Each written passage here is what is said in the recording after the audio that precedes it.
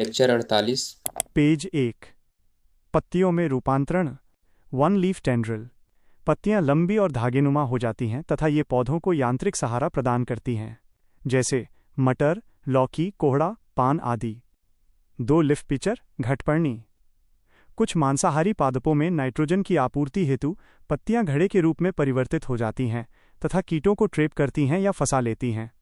मांसाहारी पादप स्वपोषी ही होते हैं, अर्थात प्रकाश संश्लेषण करते हैं, परंतु नाइट्रोजन आपूर्ति के लिए ये कीटों को ट्रैप करते हैं। पिचर प्लांट के अन्य उदाहरण: सिफ्लोटस फेलिकुलाटिस, सारासेनिया पादप, निपैंथिस। पेज 2। 3 leaf bladder. मांसाहारी पादपों में पत्तियां ब्लैडर के रूप में परिवर्तित हो जाती हैं और कीटों को ट्रैप करती हैं। उदाहरण: यूट्रिकोलेरिया पादप, ब्लैडर वॉर्ट पादप। 4 लीफ स्पाइन। पत्तियां विशेष वातावरण के कारण कांटे में परिवर्तित हो जाती हैं, जैसे नागफनी के कांटे, बबुल, नींबू कुल के पौधों में कांटे, गुलाब के कांटे आदि। 5 लीफ फलेसी। मांसलदार पत्तियां। पत्तियां मोटी और गुदेदार हो जाती हैं, जैसे एलोवेरा या घृतकुमारी, लहसुन व प्याज की पत्तियां। पेज 3। स्टेम तना। डायग्राम का विवरण। यह चित्र बीज के अंकुरण और तने की संरचना को दर्शाता है। 1. बीज अंकुरण। बीज से ऊपर की ओर प्लम्यूल निकलता है जो तना बनता है। यह फोटोलॉपिक जोड़, प्रकाश की ओर जियोट्रॉपिक ऑनमन्स और हाइड्रोट्रॉपिक ऑनमन्स होता है। नीचे की ओर रेडिकल निकलता है जो जड़ बनता है। बीच में कोटाइलेडन बीज पत्र स्थित होता है। 2. तने की संरचना। तने के मुख्य भाग को दर्शाया गया है, जहां नोड और 2 नोड्स के बीच के स्थान को इंटरनोड कहा गया है। इसमें स्पष्ट उल्लेख है कि नोड से ही पत्तियां निकलती हैं। तने पौधों के मुख्य आरोही भाग होते हैं जो पौधों की लंबाई बढ़ाते हैं तथा यांत्रिक सहारा प्रदान करते हैं। इन्हीं तनों के विकास के आधार पर फूल, पत्तियां तथा फल प्राप्त होते हैं। नोड तनों में नोड तथा इंटरनोड पाए जाते हैं। पेज 4। तनों के प्रकार। एक भूमिगत तने पूरा भाग भूमि के नीचे पोषक तत्वों का संग्रहण करते हैं। 2 अर्धवायवीय तने सेमी एरियल स्टेम, आधा भाग लगभग मृदा से बाहर होते हैं।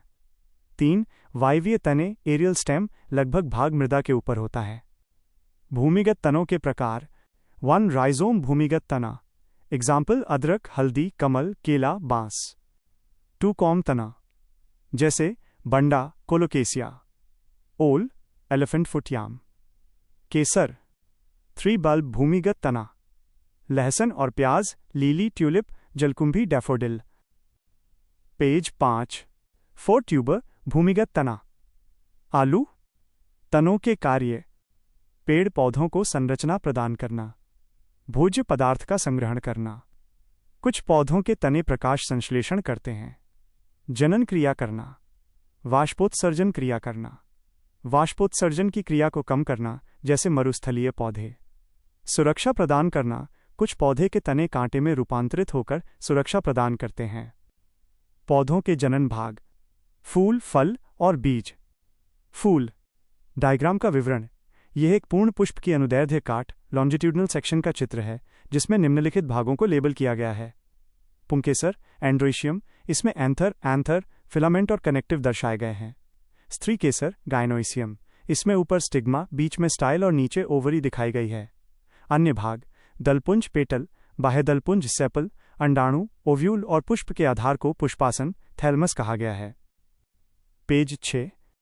पुष्प में मुख्यतः 2 प्रमुख भाग होते हैं। भौतिक भाग: 1 बाह्य दलपुंज, 2 दलपुंज। जनन भाग: 1 पुंकेसर, 2 स्त्री केसर। बाह्य दलपुंज कैलिक्स, एक हिस्सा सेपल। यह पुष्प का सबसे बाह्य और हरा भाग होता है।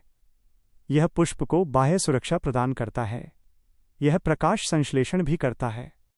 दलपुंज, कोरोला, एक पंखुड़ी पेटल कहलाता है। यह पुष्प का सबसे आकर्षित भाग है, जो विभिन्न रंगों अथवा सफेद रंग में होता है। यह परागण हेतु कीटों को आकर्षित करता है। पेटल रात्रि में रंग सफेद, गंध तीक्ष्ण। पेटल दिन में रंग विभिन्न रंग, गंध सामान्य। पेज 7। पुंकेसर। यह पुष्प का नर जनन भाग है और यहीं से पराग के कण उत्पन्न होते हैं, जो कि परागण की क्रिया संपन्न कराते हैं। डायग्राम का विवरण। ये पुंकेसर की सूक्ष्म संरचना है। शीर्ष पर एंथर है, जिसमें पराग के कण, पोलन कण भरे हुए हैं। एंथर एक लंबी नली फिलामेंट से जुड़ा है। एंथर और फिलामेंट के जोड़ को कनेक्टिव कहा गया है। स्त्री केसर। ये पुष्प का मादा जनन भाग है, यहीं पर परागण व निषेचन की क्रिया संपन्न होती है। डायग्राम का विवरण। ये पिस्टिल स्त्रीकेसर की संरचना का चित्र है। सबसे ऊपर स्टिग्मा वर्तिकाग्र है, जहां परागण बिंदु स्थित है। मध्य नली को स्टाइल वर्तिका कहा गया है। निचला फूला हुआ भाग ओवरी, अंडाशय है, जिसके अंदर ओब्यूल अंडाणु मौजूद हैं। अंडाशय के भीतर निषेचन स्थान को दर्शाया गया है। पेज 8। परागण की क्रिया, पॉलिनेशन। डायग्राम का विवरण। यह चित्र परागण की प्रक्रिया को दर्शाता है। एक ओर पुंकेसर का एंथर है, जिससे पराग के कण निकल रहे हैं। दूसरी ओर स्त्री पुंकेसर का स्टिग्मा है। एंथर से स्टिग्मा तक पराग कणों के पहुंचने को स्वतः होने पर स्वपरागण और किसी माध्यम से होने पर परपरागण के रूप में दर्शाया गया है। पुंकेसर के एंथर से पराग कण निकलकर जब स्त्रीकेसर के स्टिग्मा तक आते हैं तो ये घटना परागण कहलाती है। परागण के प्रकार। 1 स्वपरागण, सेल्फ पॉलिनेशन। 2 परपरागण, क्रॉस पॉलिनेशन। स्वपरागण। स्वपरागण स्वतः के आधार पर परागण की क्रिया, अर्थात इसमें पराग के कण अपने आप स्टिग्मा तक पहुंच जाते हैं। पेज 9। स्वपरागण 2 प्रकार के होते हैं। 1 ऑटोगैमी। डायग्राम का विवरण। एक ही पुष्प के भीतर एंथर से पराग कणों का उसी पुष्प के स्टिग्मा पर गिरने को तीर द्वारा दर्शाया गया है। समान उभयलिंगी पुष्प में परागण। समान पुष्प के साथ ही परागण संपन्न होता है। 2 गीटोनॉगमी। डायग्राम का विवरण। एक ही पादप की 2 अलग अलग शाखाओं पर लगे पुष्पों के बीच परागण को तीर के माध्यम से दिखाया गया है। एक ही पादप के 2 अलग अलग पुष्पों के मध्य होने वाला स्वपरागण।